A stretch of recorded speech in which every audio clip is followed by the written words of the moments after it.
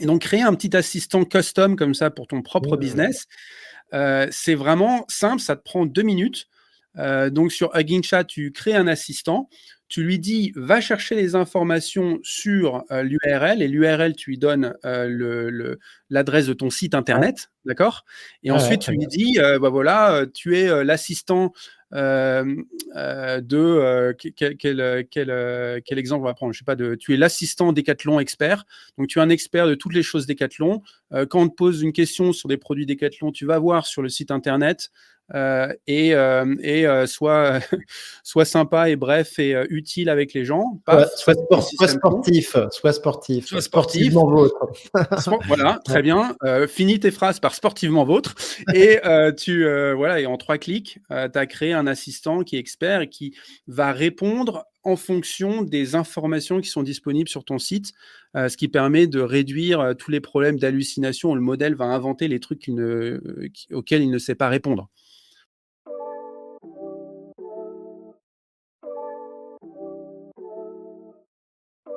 Salut Jeff. Salut Nico. Jeff Baudier. Alors Jeff, je suis ravi de te recevoir sur Comptoir IA, épisode numéro 96. Ça commence à faire pas mal. Jeff, donc toi, tu travailles aujourd'hui chez Hugging Face, où tu t'occupes du product et de la grosse. Tu es basé à San Francisco.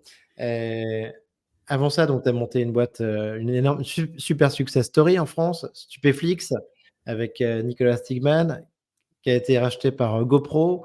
Ensuite, tu as continué chez GoPro un petit peu. Mais donc aujourd'hui, ben, je suis ravi de t'avoir. Hugging Face à San Francisco, au cœur du réacteur. Et on va se faire un méga épisode. Excellent. Merci beaucoup de l'invitation. Et alors, pour l'anecdote, l'invitation que j'ai faite à Jeff, là aujourd'hui, on est le 27 septembre 2024. Jeff, je l'ai invité il y a 1 an et demi. Désolé, On a- je suis un petit peu lent, hein. Si tu Mais voyais Jeff, le nombre d'emails non lus, tu verrais que finalement, c'est plus du push que du pull qui marche. bien sûr. Ah, je comprends bien, mais je me suis dit, waouh, quelle classe. Jeff, il débarque, il me dit, bon, bah finalement, je suis OK, 18 mois plus tard. Mais, et je me suis dit, ah ouais, dis donc, pas mal le gars. Mais non, non, je dis ça en plaisantant parce qu'en plus, en vrai, je pense que c'est peut-être encore mieux de faire cet épisode maintenant. Et non, non, et surtout, merci beaucoup d'avoir accepté l'invitation. Ah, je t'en Jeff, prie, je t'en prie. tu vas nous dire plein de choses. Qu'est-ce qui se passe dans l'IA générative aujourd'hui? Bah, écoute, tellement de choses. Tu disais au cœur du réacteur, et je suis pas sûr si tu faisais référence à Hugging Face ou si tu faisais référence à la Silicon Valley. Mais à Hugging Face, c'est une explosion dans tous les domaines, dans toutes les directions. Un thème en ce moment qui est très très actif, c'est le multimodal. C'est-à-dire que on a vu des modèles de IA générative qui créent du texte depuis pas mal de temps. C'est tous ces chatbots, ces GPT. Mais depuis peu, on a des modèles qui peuvent générer et aussi comprendre des types de données complètement différents. Et donc maintenant, il y a le nouveau Llama de Meta 3.2 qui propose non seulement de prendre en entrée des textes, mais aussi des images. On a vu des Alors modèles attends, qui permettent... Oui, ce 3.2 là, il est sorti quand en fait? Il vient de il est sortir là, c'est sorti tout peu, non? il y a 2 jours.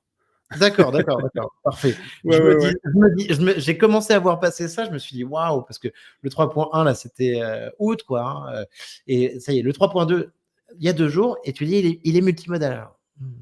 Il est multimodal et donc ça veut dire qu'il peut prendre en entrée non seulement du texte, mais aussi des images.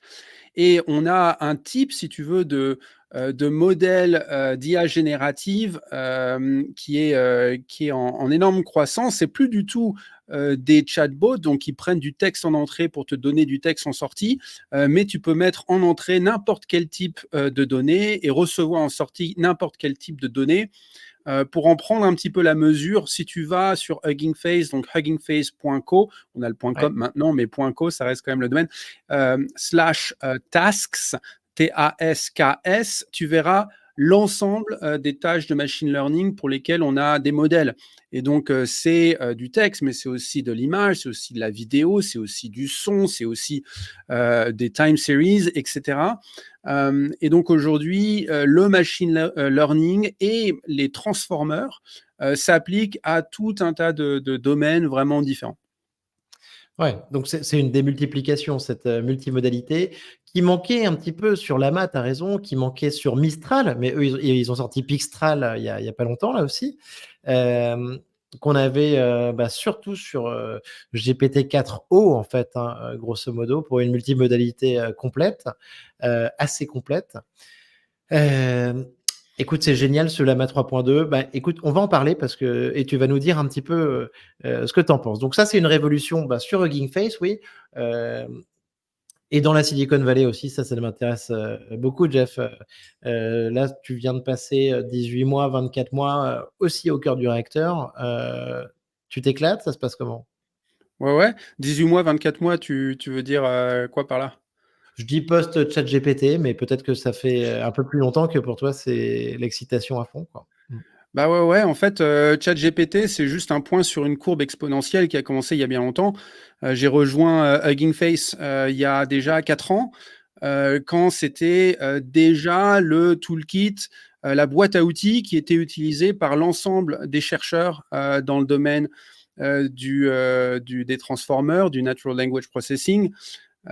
C'était la boîte à outils qui est utilisée par tous les data scientists pour utiliser les modèles de machine learning qui font du traitement de texte. C'est ce qui était utilisé pour faire de la classification, comprendre si tes emails sont urgents ou pas, faire de la complétion de phrases, par exemple sur Gmail quand tu tapes un bout de phrase et qu'il te propose la suite, etc. Donc toutes ces opérations, c'était déjà Transformer, c'était déjà les librairies Hugging Face. Alors évidemment, c'était un domaine beaucoup plus confidentiel. C'était Mmh. un domaine un peu geeky, niche, mais au cours des 4 dernières années, c'est devenu quelque chose euh, euh, qui est vraiment grand public, que tout le monde comprend. Aujourd'hui, Hugging Face, c'est plus uniquement utilisé par les chercheurs et les data scientists, c'est aussi les ingénieurs, les machine learning engineers, c'est aussi les software developers, les programmeurs de logiciels qui utilisent l'IA générative pour rajouter des briques IA dans leurs applications, dans leurs logiciels et Mais de tu sais quoi, Jeff, construire la technologie en partant en fait du machine learning. Donc nous on appelle ça les AI builders, tous ces gens-là, et il y en a plus de 5 millions aujourd'hui sur la plateforme. oui, oui, 5 millions. J'avais entendu Clément en parler. 5 millions, c'est colossal, c'est incroyable. Mais et tu sais quoi? Bonne nouvelle, je vais te dire un truc, c'est que même moi, je Ouais. commence à y aller. Ah bah voilà, tu es un AI builder. Et donc ça veut dire que je suis AI builder sans être développeur, mais tu vois, Ok. avec, des Spaces, tu vois? Et quelques applications, que je peux trouver sur Hugging Face, je commence à y aller. Et c'est pour ça que je suis super content de faire cet épisode avec toi parce que, on va encourager aussi notre audience à y aller de plus en plus. Et Alors c'est et quoi ton pour ça username? Parce qu'il faut que pour je ça, te je follow. veux que j et il faut absolument que tu nous fasses un petit tour de du propriétaire. et Avec mon grand user plaisir. et mon Ouais. username, c'est Nico Guillon, tu vois? Ok, Tout Nico simplement. Guillon. Donc, faut dire à tout le monde sur Hugging Face, allez sur huggingface.co/Nico Guillon et cliquez sur suivre. Je ne sais pas si on l'a traduit le bouton. Donc, cliquez sur follow. Comme ça, on aura toutes les updates des spaces que tu crées.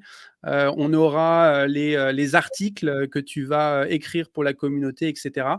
Hugging Face, c'est finalement la communauté de l'IA générative qui se construit autour des modèles open source. Donc, modèles open source, ce que je veux dire, c'est des modèles qui sont accessibles. Donc, on peut récupérer les fichiers pour les utiliser nous-mêmes. Et c'est des modèles qui utilisent des librairies logicielles open source, telles que les librairies Hugging Face, Transformer, Diffuser, Accelerate, et j'en passe, et beaucoup. Donc, ouais, ouais, ravi de te faire un petit Bien tour du sûr. propriétaire. C'est quoi toi ton profil, Jeff, pour les Moi, auditeurs? c'est Jeff Boudier.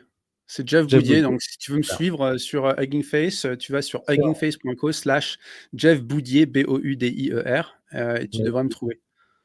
On va tous y aller et tu vas nous accueillir, comme il se doit sur la plateforme.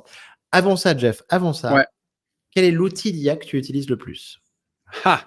Bah, écoute, c'est Hugging Chat. Tu Ah! parlais de ChatGPT, tout à l'heure. Hugging Chat, c'est un peu pareil, sauf que c'est tout open source. C'est-à-dire que les modèles avec lesquels tu interagis, tu as des conversations, ce sont des modèles open. Tu retrouveras, le Llama de Meta, tu retrouveras, le meilleur modèle de Mistral, tu retrouveras, le modèle de Cohere for AI. Donc on a une sélection de modèles, open, que tu peux choisir. Et c'est open source parce que l'application elle-même est open source. Donc, tu peux la trouver sur github.com /huggingface /chatui. C'est l'application que tu peux utiliser.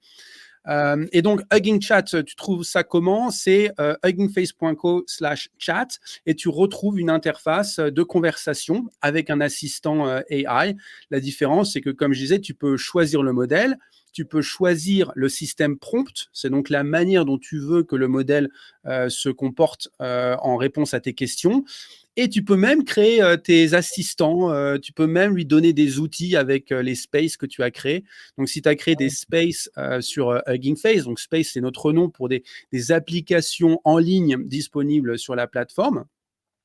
Donc, Nico Guyon ton space, tu peux donner à Hugging Chat ton space en tant qu'outil. Donc, ça, c'est super Ouais. intéressant pour avoir des comportements un peu agentiques où le modèle, non seulement il peut répondre à tes questions, mais en plus, il peut accomplir des actions pour répondre à ta question.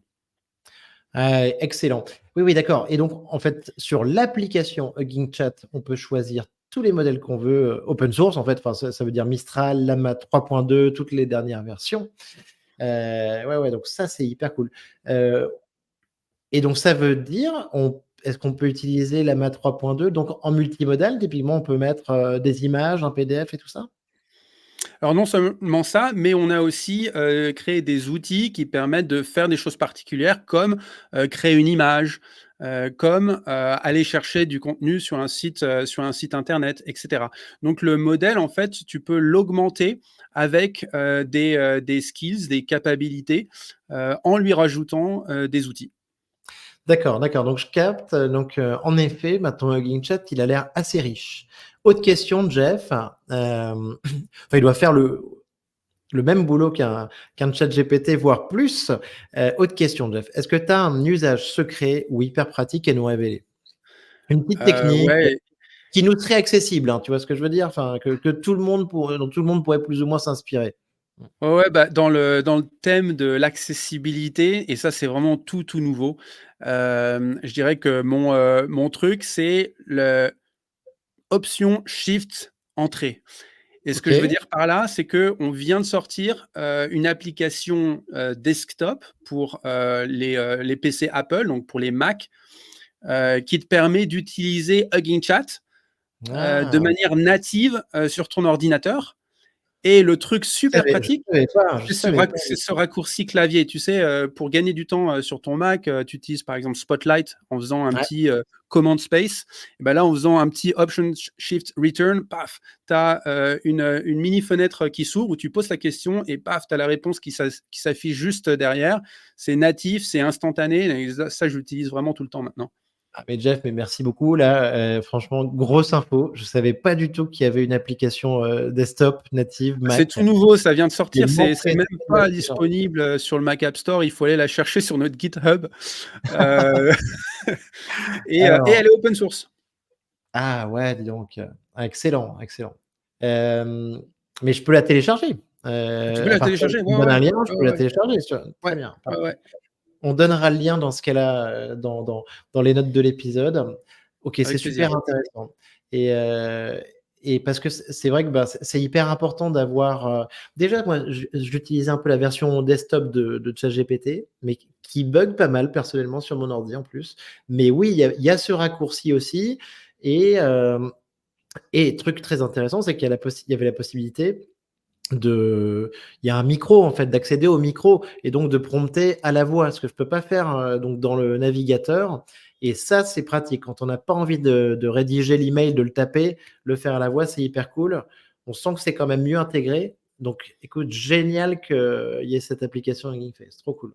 Merci beaucoup. Et puis peut-être un secret aussi pour si parmi tes auditeurs, tu as des small business. Mhm. Un secret qui est encore très peu exploité, c'est la partie assistant de Hugging Chat. Et en fait, la partie assistant, ça te permet de créer un assistant IA qui est spécialisé sur, par exemple, le contenu d'un site internet ou qui a une manière spécifique à ta marque, sur comment, sur le ton avec lequel il répond aux gens, les choses sur lesquelles il ne veut pas répondre, les choses sur lesquelles il veut répondre. Et donc, créer un petit assistant custom comme ça pour ton propre Mhm. business, c'est vraiment simple, ça te prend 2 minutes. Donc, sur Hugging Chat, tu crées un assistant, tu lui dis, va chercher les informations sur l'URL, et l'URL, tu lui donnes l'adresse de ton site Ouais, internet, d'accord?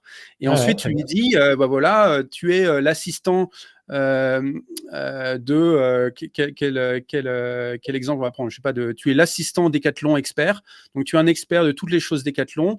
Quand on te pose une question sur des produits Decathlon, tu vas voir sur le site internet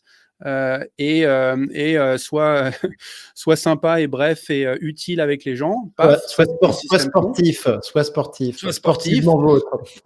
Voilà, Ouais. très bien. Finis tes phrases par sportivement vôtre. Et voilà, et en 3 clics, tu as créé un assistant qui est expert et qui va répondre en fonction des informations qui sont disponibles sur ton site, ce qui permet de réduire tous les problèmes d'hallucination où le modèle va inventer les trucs auxquels il ne sait pas répondre. Jeff, je savais que c'était une très bonne idée de faire cet épisode. Là, tu m'apprends plein de trucs. Je savais pas du tout que c'était possible. C'est hyper intéressant. Et oui, oui, on a plein de small business qui nous écoutent. Donc, non, c'est trop cool. Merci, Jeff. Euh, Petites infos encore sur San Francisco. Ouais. C'est quoi, selon toi, la perception en ce moment sur comment est-ce que tu perçois l'IA, la tech, tu vois, l'atmosphère entre SF et Paris, euh, Ah, SF et l'Europe? Est-ce que tu as l'impression qu'il y a un décalage ou quand est-ce que tu es rentré en Europe la dernière fois? bah écoute, j'y ai passé l'été et ça m'a donné l'occasion de passer un peu de temps avec mes collègues du bureau de Paris. On a un superbe bureau à Paris avec toutes les équipes de Hugging Face qui sont représentées. Donc, on a notre équipe robotique qui est installée, qui fait des trucs incroyables. On a notre équipe open source. On a des gens de notre équipe business. On a des gens de notre équipe qui construisent le hub au jour le jour. Donc, c'est vraiment, vraiment cool de pouvoir passer du temps là-bas. Pour répondre à ta question, l'IA et l'IA générative, depuis déjà 1 an à San Francisco, c'est un petit peu ce qu'on voit sur tous les panneaux publicitaires. Si tu as l'occasion de prendre ta voiture sur l'autoroute principale qui relie plutôt la Silicon Valley et San Francisco, 80% des panneaux publicitaires, c'est l'IA générative ici, l'IA générative là. Waouh! Toute boîte tech se revendique de l'IA générative. Donc, il y a un vrai effet, je dirais, de trends, quoi, de communication autour de l'IA générative. C'est Et exactement ce que je ouais, te demandais, en fait, c'est ouais, ça. ouais, ouais. Ouais, donc ça veut dire sur l'autoroute, les billboards et tout ça, tu vois? Parce qu'à Paris, c'est pas le cas. J'ai vu, près du Grand Rex, tu vois, sur les grands boulevards, il y avait un panneau, anthropique, quoi, tu vois? On se demandait un peu ce qu'il faisait là, mais c'est pas ce que tu décris là, tu vois? C'est sûr. Mmh. Et bon, il y a aussi un petit côté, c'est ceux qui en parlent le plus, qui en mangent le moins. Ou je me Mmh. rappelle plus exactement la phrase, mais McCain. voilà, ouais, c'est ça. Mmh. Mais effectivement, d'un point de vue communication, c'est omniprésent. Donc ça veut dans dire la du Silicon Valley à OpenAI, San Francisco. du OpenAI, du Anthropic, du Microsoft, du Salesforce qui tabasse, quoi, en fait. Ouais, Enfin, ouais, mais ce qui est frappant, c'est que n'importe quelle boîte qui propose des produits de technologie vont parler d'IA générative et de leurs features d'IA générative. Donc là, on est au-delà de la big tech qui veut parler de Gemini, qui veut parler de GPT-4, qui veut parler de Claude. Là, on est vraiment sur l'ensemble de l'univers de la technologie qui non seulement adoptent l'IA pour créer des nouvelles features, mais c'est de ça dont ils veulent parler euh, à, leur, euh, à leurs ouais, clients, à leur audience. ouais, bien sûr. Euh, Tu penses qu'il y a du washing là-dedans ou que tous ces produits en fait commencent à intégrer l'IA générative, enfin une grande partie, hein, je ne vais pas te demander ça de manière exhaustive, mais que de plus en plus, donc ils intégraient des fonctionnalités d'IA générative avec des API et en intégrant des modèles, quoi. Ouais, bah, l'adoption, je pense qu'elle est vraiment là et on la voit dans tous les produits qu'on utilise tous les jours. D'ailleurs, ce que je trouve frappant, c'est que finalement, l'IA générative, elle s'est retrouvée dans les mains du grand public avant d'être intégrée dans des produits super technologiques qui seraient tu vois, des choses comme Salesforce ou des choses Bien comme des sûr. logiciels de CRM, des logiciels de gestion d'entreprise, etc. Et donc aujourd'hui, on a tous l'IA générative dans nos mains. On a beaucoup des fonctionnalités de notre téléphone qui sont déjà euh, Mhm. aidées, assistées, augmentées ou carrément utilisateurs de modèles d'IA générative. On peut faire des trucs incroyables sur les photos. Je ne sais pas si tu as jamais eu Mathieu Rouif ou quelqu'un de son équipe de Photoroom Oui, je connais bien Mathieu, dans... ouais. Mais je ne l'ai pas Ouais, encore ouais, eu, mais donc bien sûr. c'est quand même incroyable la manière dont l'IA générative est rendue utile et facile à utiliser via l'application. Donc en fait, J'ai fait du détourage de ouais, produits, tu vois, de ouais, crèmes, de ouais, cosmétiques. ouais, Et ça faisait un moment que je cherchais des solutions. Et tu vois, je regardais pas mal de trucs. Tu avais un truc Flair AI qui te permet de. Et finalement, je suis retourné le week-end dernier sur Photoroom. Et franchement, l'expérience, elle est incroyable. Déjà, bon, le détourage, on connaissait, mais générer derrière, avec un prompt, un fond, ouais. et gérer les ombres et tout ça, ça marche trop bien et ça se fait en un clin d'œil. C'est trop fort. Ouais. Et bon, Photoroom, ils sont vraiment à la pointe, si tu veux. Ils créent leur propre modèle avec leur propre jeu de données, etc. Ils sont vraiment à fond experts sur le domaine.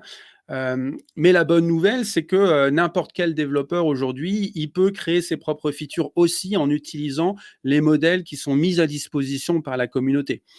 Et donc, que ce soit pour faire du détourage, que ce soit pour remplacer, je sais pas, le chien que tu voulais pas dans ta photo pour l'effacer de ta photo, quel que soit ce type d'opération, il y a des modèles aujourd'hui open source qui permettent à un développeur individuel de très facilement, très rapidement créer des nouvelles features. Mais je sais, je viens de voir ça. Et quand je te disais que Ouais, je commence à passer un peu de temps sur Hugging Face, j'ai vu la voilà, semaine dernière, j'ai partagé un truc, tu vois, c'était Colors Virtual Try-On. oui, Un petit modèle comme ça, je tombe dessus. Enfin, c'était pas si petit que ça, mais tu vois, via X qui me redirige dessus. Je me dis, mais est-ce que ça va faire le job et tout ça? Mais en une seconde, une photo de moi, j'arrive à revêtir, tu vois, n'importe quelle fringue, à faire de l'essayage virtuel, tout ça, ça cartonne. Je fais un post, ça cartonne. Je pense que ça cartonne tellement bien, pas uniquement sur mon post, mais j'avais presque l'impression que ça ramait de votre côté. Tu vois ce que je veux dire? Enfin, que ça oui, mettait oui, oui, du bah genre. oui. Faudrait que tu me dises si c'est possible ou comment ça se passe, justement. Je le montre en formation, les gens n'arrivaient même pas à y accéder. Mais ce modèle, il cartonne accessible comme ça et je me dis mais waouh, moi j'ai fait pas mal de e-commerce précédemment, tu vois. L'essayage virtuel, c'est un sujet, tu y as pensé en tant que sujet de start-up ou des trucs comme ça, tu vois. Tout le monde s'est cassé les dents et là je vois ce modèle qui est là sur Hugging Face, disponible, gratuit et tout et je me dis mais c'est dingue. Ouais, c'est vraiment incroyable. Moi, je me suis bien amusé avec. Une Là, photo, une une photo. photo, ouais, ouais, une photo. Donc, j'ai pris une photo de Sam Altman et puis j'ai rajouté un t-shirt Hugging Face. Donc, j'étais assez content parce que je voulais célébrer le fait que OpenAI ait publié sur Hugging Face un jeu de données de manière open, ce qui est quand même assez cool de Ah, voir que même ils l'ont OpenAI fait. Ah, commence c'est à... Ouais, ouais. officiel. Ah, je savais pas, d'accord. Ouais, ouais, J'ai vu un truc OpenAI, je savais pas que c'était vraiment à eux. OK, si, d'accord. si. Donc, ça montre que le narratif un peu simpliste de closed source versus open source, c'est un peu trop simplifié. Et même OpenAI va utiliser la plateforme Hugging Face pour mettre à disposition des choses ouvertes au public. Et je trouvais ça assez cool. Donc, ouais, Colors Try On, je me suis bien Ouais. amusé. Ah, donc tu as essayé aussi. J'en ai essayé un autre hier qui était marrant, juste sur de l'outpainting, quoi, tu vois? Oui. Ça marche hyper bien. Donc, Heu, outpainting, pour Comment il expliquer un s'appelle? petit peu le Oui. concept, tu donnes une photo et ensuite tu vas demander au modèle de l'étendre, donc d'imaginer le contexte autour de cette image. Et c'est assez rigolo parce que tu peux t'amuser à faire des effets de zoom infini vers l'avant ou vers l'arrière, suivant le sens de lecture. Mais en créant comme ça un outpainting d'une photo pour imaginer le cadre autour, puis imaginer encore et encore et encore, tu peux créer des effets visuels super rigolos. Beh, bien sûr, Jeff. Donc celui-là, ben, celui que j'ai utilisé est très populaire chez vous, c'est Diffuser Image Outpaint et et Ouais, je et je confirme, cet effet infini, moi, ça m'a bluffé, tu vois? J'avais essayé de faire un peu ça sur Midjourney il y a quelques mois, mais maintenant c'est génial de le faire ici. J'ai vu que ça fonctionnait très bien et en fait, il y a quelques années, tu vois, on voyait ça dans des clips et on se disait: «Waouh!» Tu vois, dans le clip, c'est un truc de dingue de faire ce zoom infini en arrière ou en avant, là, enfin et là, l'avoir accessible comme ça, c'est canon, c'est clair.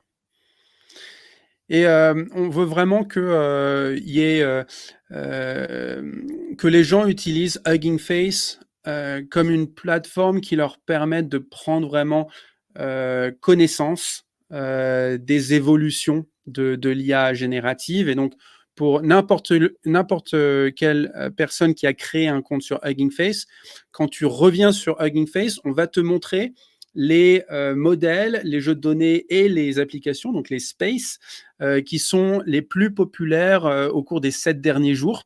Donc de manière vraiment très rapide, tu as visibilité sur quels sont les trucs les plus trendy, les plus populaires. Et c'est une Mmh. bonne manière de se tenir un petit peu au jus des dernières avancées du domaine. Sinon, sur les spaces, évidemment, chaque semaine, on va mettre on va featurer, on va mettre en valeur les coups de cœur des spaces. Et donc ça se trouve sur huggingface.co/spaces, donc SPACES. Chaque semaine, on va mettre en valeur nos coups de cœur des applications. Je ne sais pas si Colors Try On y est cette semaine, mais je suis sûr qu'il l'a été récemment. Je le vois dans le All Running Apps Trending First, tu vois, en fait, ouais. Ah bah Ah oui voilà. et au-dessus, il y a un Spaces of the Week. OK, d'accord. Alors Jeff, attends, faisons les choses bien donc. Tu m'as dit 5 000 000 d'utilisateurs, Oui, c'est ça? Quand même colossal, hein, quand je pense, tu vois, au c'est incroyable, même par rapport à des nombres de téléchargements que j'avais pu entendre sur Stable Diffusion ou nombre d'utilisateurs mensuels de OpenAI. 5 000 000 d'utilisateurs, c'est incroyable. Vous venez de passer les 1 million de modèles. Je crois que vous faites la fête, ouais. de ça, quoi, enfin, grâce à C'est pour ça. ça que c'est pour ça que j'ai attendu 18 mois pour répondre à ton invitation. Je voulais quand même venir à un moment où on est au moins 1 million de modèles sur la plateforme. C'est Donc vrai que ça y est, c'est là, on fait. peut commencer à parler. On peut commencer à Ça y est, parler, c'est on est fait. d'accord. Et en Non, fait, franchement, le million de modèles, c'est un peu la partie visible de l'iceberg. Parce que c'est 1 million de modèles qui sont ouverts, donc qui sont disponibles à l'accès gratuit et immédiat sur Hugging Face. Mais la partie immergée de l'iceberg, ce sont tous les modèles privés. Parce que les utilisateurs d'Hugging Face, qui utilisent Hugging Face pour créer de l'IA pour leur business, pour leur équipe ou que sais-je, en général, ils créent leurs modèles et leurs jeux de données mmh, qu'ils gardent de manière privée, tu vois, un petit peu comme sur YouTube, tu peux uploader, tu peux charger une vidéo et la mettre en visibilité publique ou alors la mettre en visibilité privée. bien sûr. Et donc, en réalité, il y a beaucoup plus encore de modèles qui sont hébergés par Hugging Face. Et en fait, il y a plus de 100 000 organisations qui ont été créées sur Hugging Face pour pouvoir collaborer de manière privée autour de modèles et de jeux de données et d'applications, etc. Ah non, chapeau. Je pense que cette petite startup est en train de devenir un truc sérieux. On peut commencer à faire un podcast dessus. Alors, On ne veut non, pas se maintenant, prendre trop au sérieux non plus. Ça fait partie de nos valeurs. ah, c'est trop cool. Alors, on a déjà commencé, mais refaisons bien dans l'ordre. Découverte de l'interface Hugging Face. Parce que moi, je te dis, sincèrement, moi j'ai eu du mal à rentrer. Là, ça y est, tu vois, Ouais. j'ai l'impression que tout s'éclaire.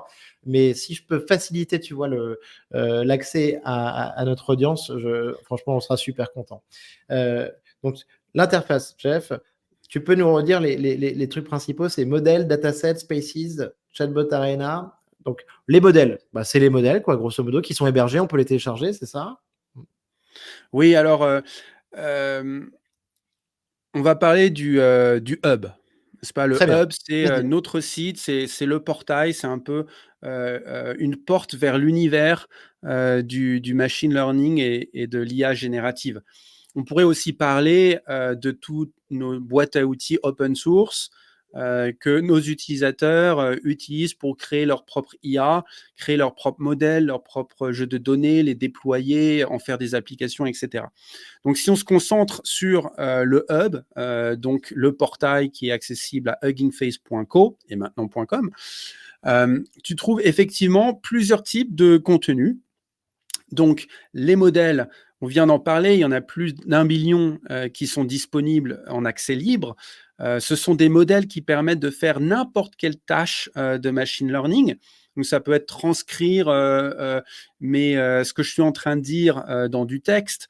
Ça peut Mhm. être traduire ce texte dans une autre langue. Ça peut être prendre ce bout de texte pour en faire une image. Ça peut être faire une vidéo.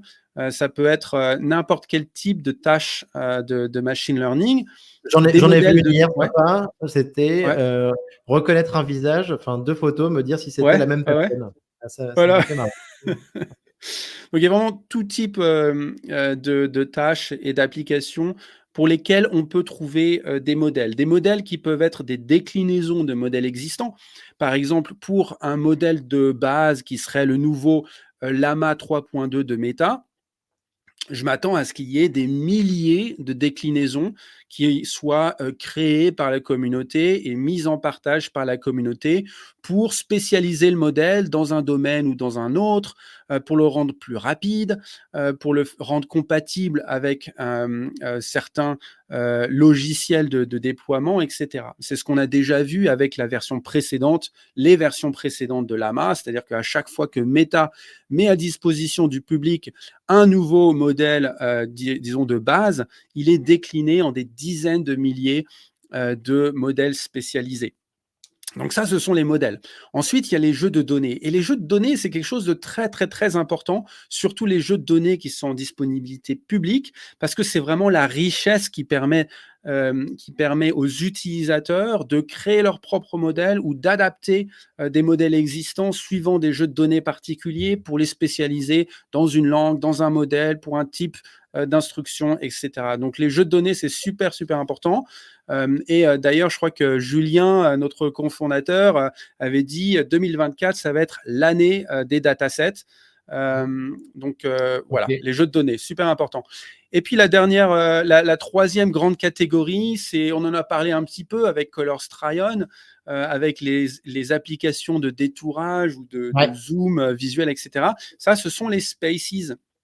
Et les spaces, c'est une manière assez simple pour les utilisateurs Hugging Face de créer des applications qui peuvent être partagées, qui rendent en fait tout ce dont on a parlé, les modèles, les jeux de données, tout ce truc-là, vraiment accessible et interactif pour quelqu'un qui va juste cliquer, rajouter une image, mettre un bout de texte et voir ce qui se passe. Donc créer des super démos d'IA générative. Ça, c'est Spaces. Et ensuite, il y Mmh. a d'autres, je dirais, couches autour de tout ça. Il y a une couche collaborative qui est super importante, qui permet aux gens comme toi et moi de discuter avec le créateur d'un modèle, lui poser des questions, lui proposer des changements, comme tu pourrais proposer des changements sur le code. Oui. On a une couche de sécurité pour les entreprises qui travaillent avec le hub qui s'appelle Enterprise Hub. Donc, si tu veux être sûr que les gens qui sont dans ton organisation, tu sais, je t'avais dit, il y en a plus de 100 000 sur le hub, si tu veux que tous ces gens-là soient tes employés, qui puissent s'identifier au moment de rentrer sur le hub pour qu'il n'y ait pas de problème de perte de données, si tu veux pouvoir assigner des rôles spécifiques avec des permissions spécifiques aux employés de ta société, on a Ouais. Enterprise Hub, cette couche de Mmh. sécurité. On a aussi une couche, je dirais, sociale. Je t'avais, au tout début de l'épisode, je disais, il faut aller suivre, Ouais. click follow sur Nico Guillon. Donc, on a une notion sociale où les gens peuvent aussi partager des informations, écrire des articles avec cette nouvelle fonctionnalité Posts. Je ne sais pas quelle est ton expérience à toi de Twitter, maintenant X, mais je trouve ça de plus en plus difficile de trouver vraiment du contenu de bonne qualité. Ouais. Et pour tout ce qui est contenu de bonne qualité sur l'IA générative, sur les papiers de recherche, sur les techniques et méthodes à employer, Hugging Face est devenu un petit peu le centre névralgique. Donc, si tu te balades sur Il y a un feed? Il y a un feed, en fait, il y a qu'on un peut suivre? feed, ouais, il y a un feed. Alors, il y a deux choses. Tu as ton feed personnel. Donc, quand tu te connectes sur ton compte, tu viens sur Hugging Face. Je t'avais parlé des trending model spaces, etc. Mais tu as aussi un flux d'informations personnelles qui sont Mmh. les updates sur les utilisateurs ou les organisations que tu suis. Donc, Jean-Paul a fait une modification sur ce modèle. Claudine a aimé ce space, etc. Donc Ouais, ça, bien c'est ton sûr. flux personnel. Et on a aussi un flux, je dirais, général qui est accessible sur huggingface.co/posts, où là, tu vois tous les articles qui sont publiés par la communauté, qui sont en général des articles assez pointus, tu vois, Ouais. pour des ingénieurs, des chercheurs, des data scientists qui travaillent sur le sujet. Trop bien, trop bien. Merci beaucoup pour ce tour d'horizon, Jeff. Ouais, je t'en prie. On va aller se balader sur huggingface.co et .com maintenant. Une question aussi, il y a le chatbot Arena leaderboard là. Ouais, ouais. Ça, c'est un truc très populaire aussi. Enfin, et donc il y a un petit peu un classement des modèles sur, sur certains critères type MMLU, tout ça, quoi. Heu, ça, c'est quelque chose qui est bien chez vous, hein, sur Hugging Face, le LLM6 là, c'est ça là? Ça fait partie Ouais, des outils qui sont très utiles pour des ingénieurs, des chercheurs, etc., qui se posent la question, mmh, quel est le modèle que je veux utiliser pour mon cas d'usage, pour mon application. Et en ouais, fait, avec les modèles d'IA générative, c'est beaucoup plus complexe d'évaluer est-ce que ce serait un bon modèle pour mon cas d'utilisation que bien sûr. les modèles plus classiques sur lesquels on travaillait beaucoup avant, des modèles de classification. Donc, si tu as un modèle qui doit dire est-ce que cet email est urgent ou pas, la réponse va être un petit peu binaire et ce sera assez Bien facile sûr. pour toi de dire est-ce que le modèle a raison ou n'a pas raison. Si le modèle, c'est un modèle d'IA générative et que tu poses des questions, quel est le sens de la vie, comment est-ce que tu juges de la réponse du modèle A par rapport à la réponse du modèle B? En fait, c'est ce problème qu'essaye auquel la chatbot Arena Arena. essaye de répondre. Donc, il y a Ouais, bien deux sûr. approches aujourd'hui qui sont utilisées pour faire Ah de oui, oui, d'accord. l'évaluation. Ouais, J'avais pas checké, Jeff. Je suis ouais, dessus, je vois, merci. Bah, tu vois, j'ai encore appris quelque chose. ouais, Catégorie overall, en fait, par défaut, ouais. mais je peux choisir ma catégorie ensuite en dessous. Et là, par exemple, sur du français ou sur du chinois ou des maths, je peux choisir, le classement. Ah ouais, ouais, ouais, très intéressant. OK. Donc, il y a deux outils principaux qui sont utilisés aujourd'hui pour justement essayer d'évaluer est-ce que le modèle est bien ou pas. Il y en a un, c'est le Open LLM Leaderboard, qui, je Oui, crois, est le space qui a été le plus liké dans l'histoire de Hugging Face, OK. qui est un space qui est géré par l'équipe de Hugging Face, dans lequel on fait une évaluation continue de milliers de modèles de génération de texte sur des benchmarks scientifiques établis. Donc, tu parlais de MMLU, c'en est un, il y en a beaucoup d'autres. Et donc, ça permet d'avoir une note, un petit peu comme une note de classe, tu vois, sur les modèles. Donc, qui est-ce qui a la meilleure note en maths, qui est-ce qui a la meilleure note en composition, etc. Bien Et sûr. ça, évidemment, ça a des limites parce que la performance sur des benchmarks académiques comme ça, les notes de classe, ça ne dit pas forcément comment le modèle va se comporter dans ta boîte à toi, avec tes clients à toi qui parlent d'une certaine manière de choses particulières. Bien sûr. Et donc, pour faire ça, en fait, il y a cet autre outil dont tu avais parlé tout à l'heure, le chatbot Arena, qui est un outil de la communauté. Donc, c'est LM6 qui le met à disposition. Où là, ils ont une approche différente. Leur approche ici, c'est de dire, donc voilà, on va demander à des utilisateurs, donc c'est crowdsourced, on va Ouais. demander à des utilisateurs de dire quelle est la meilleure réponse entre modèle A, modèle B. Et là, c'est en mode blind test. C'est comme avec le vin. Donc, on te donne 2 verres de vin et on va te dire, voilà, dis-moi lequel est le meilleur Bordeaux, sans te montrer l'étiquette. Et ils font ça avec des dizaines de milliers d'utilisateurs, des centaines de milliers de réponses. Tu choisis A ou B, A ou B, et une fois que tu as choisi, ils te montrent l'étiquette du PINA. Enfin, ah ouais, bah ça c'était Lama 3.2. Et en fait, en accumulant tous ces différents scores, ils arrivent à faire cette chatbot Arena qui dit, bah voilà, les utilisateurs en général trouvent, et c'est vraiment une perception humaine, Bien que sûr. ce modèle donne de meilleures réponses. Oui, oui, un arena score, tout à fait. Mais là comme ça aujourd'hui, donc j'ai le O1 de OpenAI, O1 Preview qui est au Oui, top, en tout cas en ce oui. moment, suivi de GPT-4o, O1 Mini, Grok 2 en 7e position, Claude 3.5 Sonnet, Gemini et après du Llama 3.1. On va peut-être voir arriver du Llama 3.2 Ouais, prochainement je en pense fait, qu'il n'y est pas hein. encore, ouais.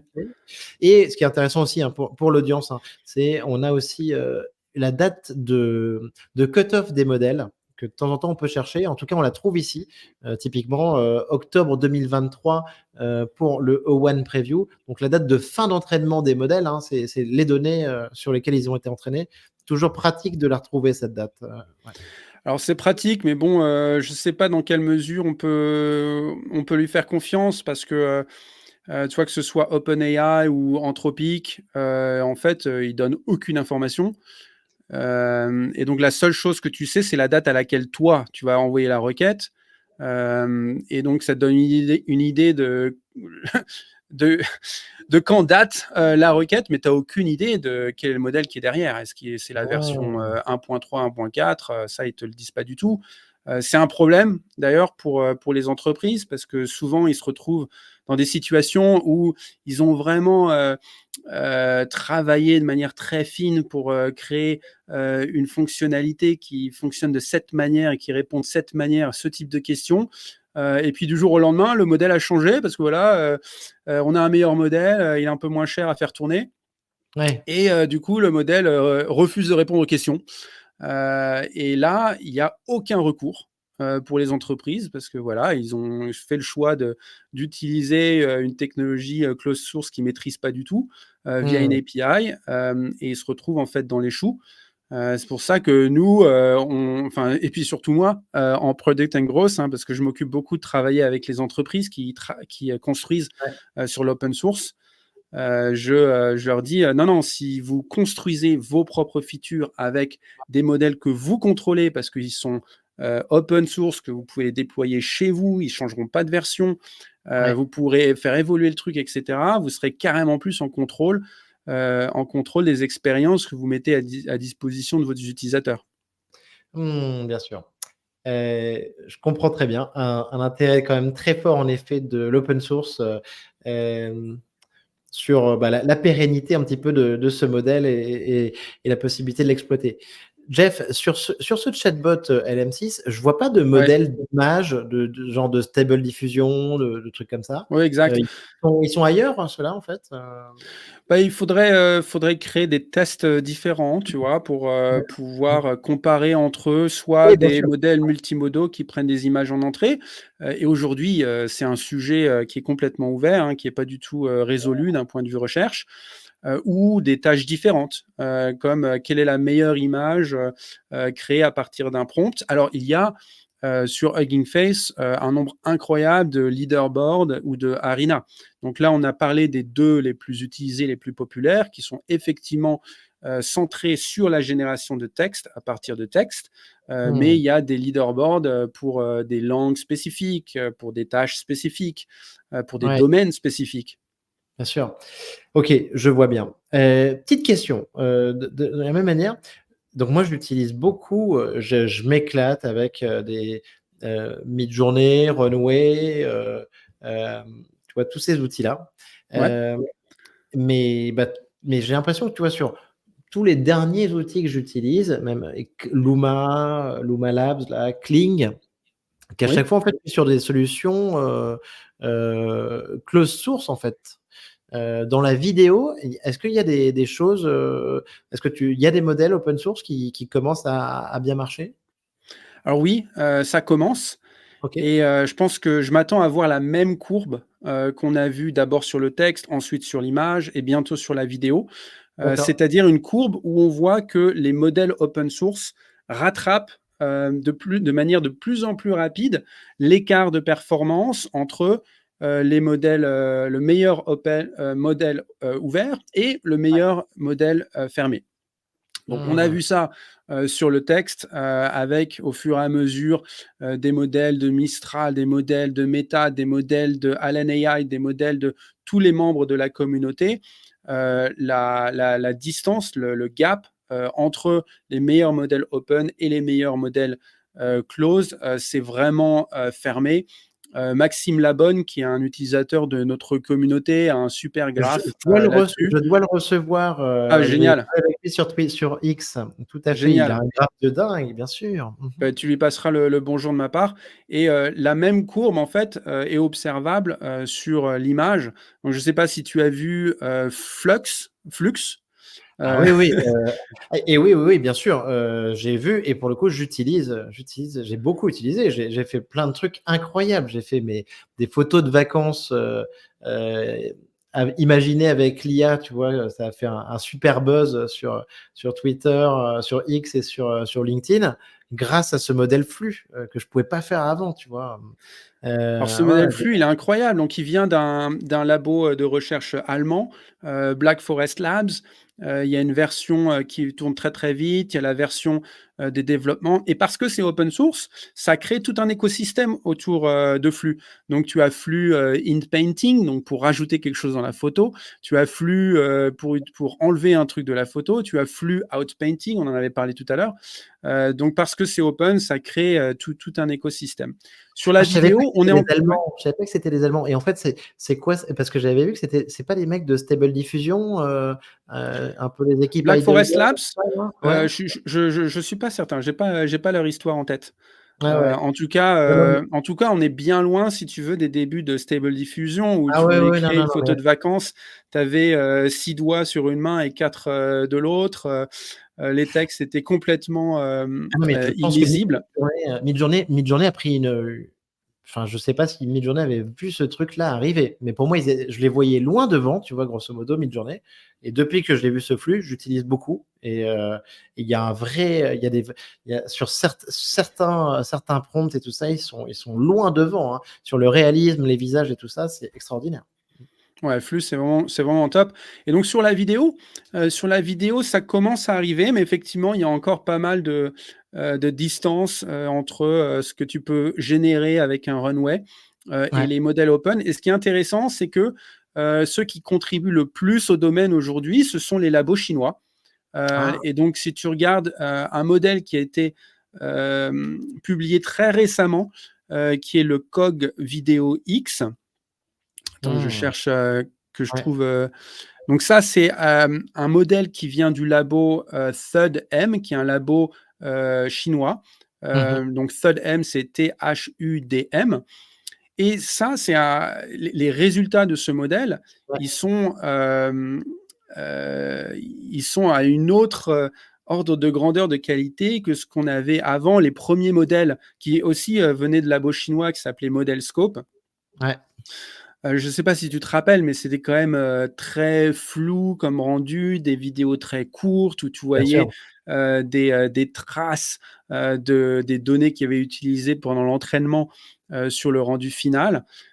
C'était presque naïvement artistique, tellement c'était peu réaliste. Bien Et sûr. là, et Ouais. là, avec Cog Video X, on a du rendu photoréaliste. Et mon truc préféré sur les résultats de ce modèle, c'est que ça fait des vidéos de 6 secondes, ce qui est assez long Bien sûr. pour un Mmh. modèle en gardant la cohérence temporelle, etc. Ouais, Donc, je pense qu'on va avoir, de belles évolutions des génial. modèles open en vidéo. Aujourd'hui, c'est drivé par les labos chinois. Et ça va être la même chose sur la 3D. Il y a beaucoup de belles choses qui sont faites sur Hugging Face en texte tout 3D ou en image tout 3D. Donc, Mmh. tu donnes en entrée une image et il va te sortir un objet 3D avec les textures, avec toute la géométrie du truc. Tu peux mettre dans un logiciel CAD, etc. Texte ou 3D, bah, tu mets un prompt et tu obtiens ton objet 3D. Donc, pour créer des univers de jeux vidéo, des univers de virtual reality, de réalité virtuelle, c'est quand même super excitant. Ah génial. Et bon, ça, ce sont je dirais les modalités les plus ludiques, mais il y a des choses qui sont super utiles aussi, qui pointent le bout de leur nez en biologie, en chimie, sur des prévisions numériques, en météo. Il y a un super modèle de prévision météo qui a été publié par NASA et IBM cette Ouais, semaine sur Hugging Face. Donc, je suis très, très excited, excuse-moi, je trouve pas le mmh, mot français, ouais, par tous les enthousiaste, développements ouais, enthousiastes, ouais, ouais, sur tous ces modèles qui vont être tellement utiles bien sûr. pour la recherche, pour la société en général. Mmh, ouais, ouais, j'ai vu un tweet de Clément qui disait ça, Ouais. quand est-ce qu'arrivent, des modèles sur l'audio, les time series, la biologie, la chimie, tout ça? Ouais, tout à fait. OK, trop cool. Ce que tu m'as dit est hyper intéressant sur les modèles de vidéo, de 3D avec les Chinois, ça c'est incroyable. Moi j'ai été très impressionné par les modèles turbo aussi qui arrivent sur la vidéo, ça c'est trop cool. Jeff, en un mot, aussi donc, bon, bah, la robotique, ça arrive à toute vitesse chez Hugging Face? La robotique, c'est un des domaines sur lequel l'IA générative, enfin le machine learning de manière générale, est en train de complètement changer la manière de faire les choses. Et si tu veux, traditionnellement, en robotique, si tu veux qu'un robot accomplisse une certaine tâche, tu dois écrire en code les différents mouvements qui doivent être effectués, les conditions du mouvement, etc. Et donc, c'est écrire beaucoup de code avec plein de règles, etc. Et aujourd'hui, avec le machine learning, on est capable d'apprendre des nouveaux skills, des nouvelles tâches à un robot, juste en lui montrant comment faire le truc. Et Mmh, ça change un petit peu tout. Et à Hugging Face, on a un projet qui est vraiment super exciting, qui s'appelle Le Robot. Et c'est une librairie open source que tu peux trouver sur notre GitHub. Donc github.com/huggingface/le robot. Et mmh. avec le robot, on veut faire un petit peu la même démocratisation qu'on a fait sur les modèles de machine learning d'IA générative avec la librairie Transformer pour la robotique. C'est-à-dire que en robotique, tout le monde n'a pas à disposition des bras robotiques qui peuvent faire des choses différentes.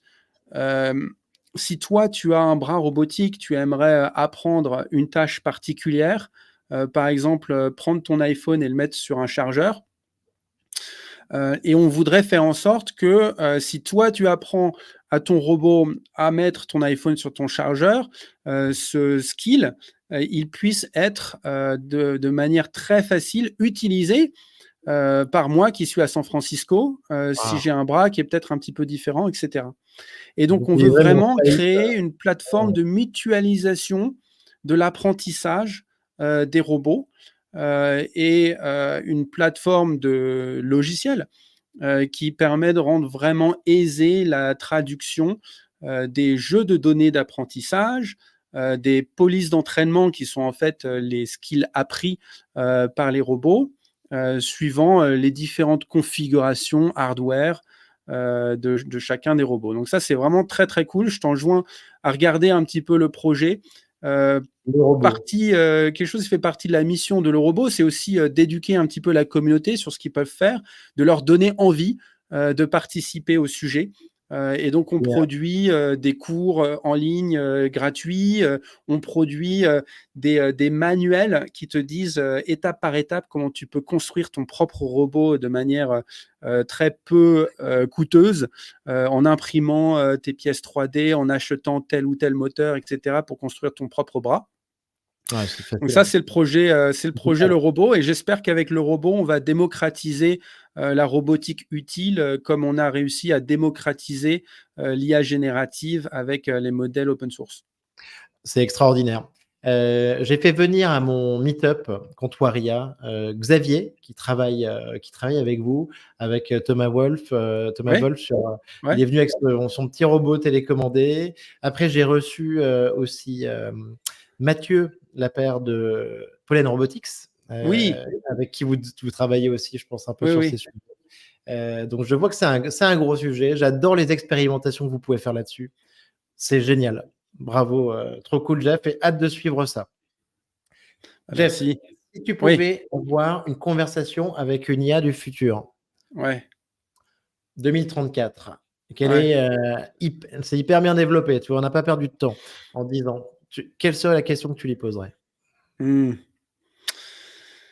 Je lui dirais, est-ce que tu peux vider le lave-vaisselle? Très bien. Parce que moi, ce qui m'intéresse, c'est un petit peu, l'IA utile, tu vois? L'IA qui me permet de gagner du temps, hem et donc avec l'IA générative d'aujourd'hui, je gagne déjà beaucoup de temps. Donc je t'avais dit, Hugging Chat, j'ai mon raccourci clavier, si, il me manque une information, ou une compréhension sur un domaine, ou est-ce que tu peux me dire de quoi parle ce document? Ce genre de choses-là. Donc toutes ces tâches cognitives, je gagne beaucoup, beaucoup de temps. Je pense que je vais gagner encore plus de temps quand les nouveaux types de modèles de parole à parole, donc pour avoir une traduction instantanée dans d'autres langues, je pourrais parler avec plus de gens, travailler avec plus de gens de manière plus rapide, etc. Mais bon, le truc ultime en termes d'utilité, c'est si tu peux vider mon lave-vaisselle et plier mon linge, je serais très, très content. Donc voilà, s'il y a Robocop, ce sera ce que je lui demanderai. Magnifique. Hem, Sam Altman, on vient d'apprendre que Mira Murati, était parti là d'OpenAI. Oui. Il va finir tout seul là, sur la photo, on le voyait avec, Greg Brockman, avec Ilya et avec, Mira là. Il reste que Sam. Hem, tu entendu la news? Qu'est-ce qu'on en pense, à Oui, San bien sûr. Francisco? Oui, bien sûr. Non, ça c'est rigolo. Là, on parlait de modèles de machine learning qui permettent d'enlever des objets ou des personnes de photos. Donc là, effectivement, on se retrouve tout seul sur la photo. Non, mais je pense que bon, c'est une transformation, si tu veux, de OpenAI qui à la base était vraiment un labo de recherche et donc un labo de recherche scientifique. Et donc, comme tout labo de recherche scientifique, ils partageaient leurs découvertes avec des papiers, avec des modèles open source. Tous les premiers modèles d'OpenAI étaient sur Hugging Face. Ils le sont Mmh, toujours d'ailleurs. Si tu vas bien sur sûr. huggingface.co/OpenAI, tu vas trouver GPT-2, tu vas trouver leur modèle de transcription c'est Whisper, je crois, Ouais, transcription de voix qui est super utilisée. Donc voilà, ils ont commencé un petit peu en mode on est un labo de recherche scientifique, et puis tout ça, ça s'est transformé en une boîte for profit. Et donc voilà, donc on est dans ce bien chemin, sûr. dans cette évolution. Le départ de Mira, oui, ouais, enfin bon, ça faisait combien? 6 ans et demi qu'elle y était. Je sais pas si ça veut dire grand-chose, mais par contre, ce que je trouve significatif, c'est la restructuration de la boîte, qui, va devenir, si je comprends bien, une boîte traditionnelle, for profit, Une for profit, voilà quoi. un nouveau tour de table sur une valo de 150 milliards et Avec, peut-être voilà, de 7% l'equity de et la tout ça. boîte pour Sam, soit, 10 milliards de dollars, ce qui, en effet, est assez marrant quand on le voit encore, dire, devant le Congrès ou le Sénat américain, tu sais, qu'il détient aucune action d'OpenAI. Enfin bon. OK, merci beaucoup pour ton éclairage, Jeff. Dernière question, Oui. heu, est-ce que tu as un livre ou un Ah! film de science-fiction à nous recommander? Ah! Très bonne question. Écoute, un livre, j'ai un coup de cœur qui est très, très personnel, Mmh mh. qui est très, très personnel parce que, ma sœur, Laure-Hélène Boudier, qui s'appelle, dont le surnom est Lina, a écrit un roman, de fantasy, science-fiction, Round Excellent, Séoul, excellent. et c'est quelque chose qui m'a tellement, impressionné, parce que c'est un roman en anglais. Donc, comme moi, elle est née, en France, donc, l'anglais, c'est une langue apprise. Elle écrit en anglais avec un univers incroyable, des personnages incroyables. Enfin, c'est pas je fais pas, une promotion commerciale parce que je crois même pas qu'elle a publié le livre. Mais bon, voilà, c'est mon coup de cœur personnel, c'est le Round Redonne Séoul, le titre, heu, excuse-moi, comment tu dis? Round Séoul. OK. C'est un peu dur à épeler, c'est Raenceul, voilà, c'est ma sœur qui l'a écrit, donc j'en suis super, super fier. Ah, c'est magnifique. Hem et peut-être d'une manière plus grand public, et plus locale, Frank Herbert, il a habité à quelques pâtés de maison d'ici, Excellent. Dune, c'est quand même pas mal. J'ai Avouons-le, c'est quand j'ai même même pas pas vu moi le mal. Dune 2 et tout ça là, ouais, Ouais, ouais, ouais, les carrément. films sont bien, mais bon, la trilogie, Oui, des romans bien a sûr, bien sûr. m'a beaucoup Ça plu. j'ai lu. Super. Jeff, c'était génial de faire l'épisode ensemble. Merci, je pense que tu nous as ouvert les portes, montré le chemin sur Hugging Face. Hem, Merci de nous avoir partagé aussi tout ton feeling de ce qui se passe dans la Silicon Valley. C'était génial et je te dis merci et à très bientôt. Merci Nico, je te dis à dans 18 mois, hein, c'est ça, quand on aura 10 millions de modèles? Ça marche, on fait comme OK, ça. ça Ciao Jeff, marche. Salut bye bye. Nico. Bye. Vous êtes arrivé au bout de l'épisode. Félicitations. Dernier effort, notez-moi 5 étoiles. Le podcast Comptoir IA est soutenu par l'accélérateur Alliance, toujours à la pointe de l'innovation technologique. Contactez-moi sur LinkedIn pour continuer à échanger sur l'IA. À bientôt!